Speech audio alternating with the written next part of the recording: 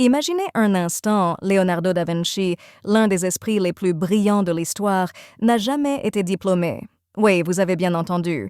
Malgré ses contributions monumentales à l'art et à la science, il a été considéré comme un illettré en raison de son éducation informelle. En fait, à l'âge de 14 ans, il a commencé son apprentissage chez un maître peintre à Florence, et c'est là que sa créativité a vraiment commencé à s'exprimer. Un fait encore plus surprenant, Da Vinci a sa concronen oman bo vo bon en omrodnom bomb antros sels en ardi od en y kismoi en France von un undermardermers rosomor so grandermer en sont vivants. Prenez son célèbre hélicoptère, par exemple, conçu en classe concept préfiguré des machines volantes modernes. Des matériaux de l'époque rock.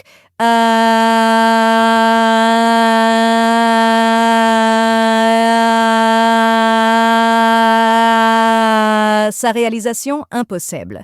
Nous savons aussi qu'il a réalisé des études détaillées sur l'anatomie humaine. En disséquant des corps, il a commencé à comprendre le fonctionnement du corps humain mieux que quiconque de son temps.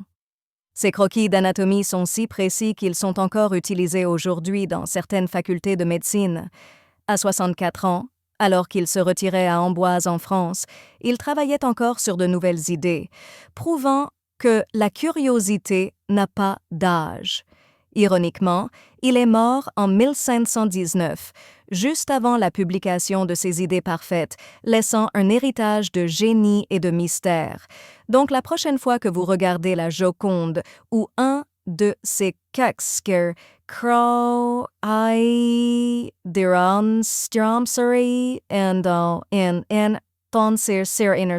à ce parcours incroyable, Da Vinci n'était pas seulement un artiste, mais aussi un innovateur, un scientifique et un visionnaire.